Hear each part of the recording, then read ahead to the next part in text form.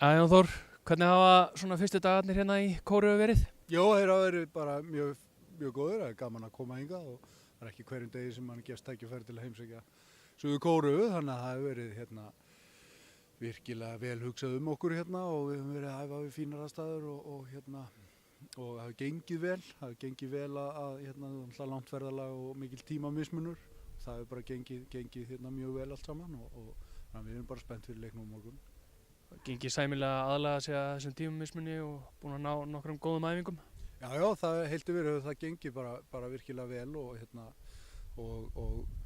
liðið stelpurnar eru klárar í slaginn, þannig að þetta tók fyrstu dagana að snúa því aðeins við og við þurftum að ala okkur að því en það er allt saman klárt og hefur bara gengið vel. Hvernig undirbúningurinn fyrir leikinn á morgun? Hvernig hefur verið að greina svolítið þetta kóreska lið? Já, við höfum skoðað það vel og þetta er hörkulið og virkilega vel skipulagt og erum með sama þjálfaran síðan 2013, þannig að það er rútínera lið og þetta er reynslu mikið lið, það eru margir leikir innan þessara leikmannahóps Suður Kóreu, þannig að þær eru auðvitað í sínum undirbúningi fyrir HM í sumar, þannig að ég vona hörkuleik og þær eru með hörkulið.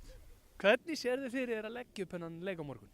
Við leggjum leikinn þannig upp að við munum reyna að koma okkur framar á völlin og verjast aðeins hærra upp á vellinum en það er alveg ljóst að við þurfum að spila þéttan varnarleik en ekkert endilega leggjum við hann upp þannig að það verður mjög nálægt markinu okkar en þéttleikin verður til staðar og Kórea spilar skipulegan sóknarleik og sækir á mörgum mönnum og hafa virkilega öflugar sóknarhreyfingar og fæslur á sínum sóknarmönnum, þannig að það mun reyna á okkar þéttleika varnarlega síðan og þannig að það verður krefjandi verkefni og þær hafa virkilega öfluga leikmenn hérna fremst á vellinum sem að spila með toppliðum í Evrópu.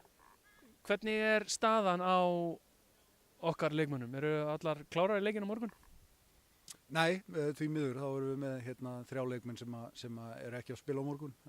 Arna Sif meiddist í leik heima, rétt áður en við fórum út, þannig að hún er ennþá að ná því úr sér. Ég er vongóður að hún nái seinni leiknum. Svava Rós meiddist svo á æfingu í gær, tóknaði þannig að ég á ekki von á því að hún verði neitt með okkur í þessum 2 leikjum.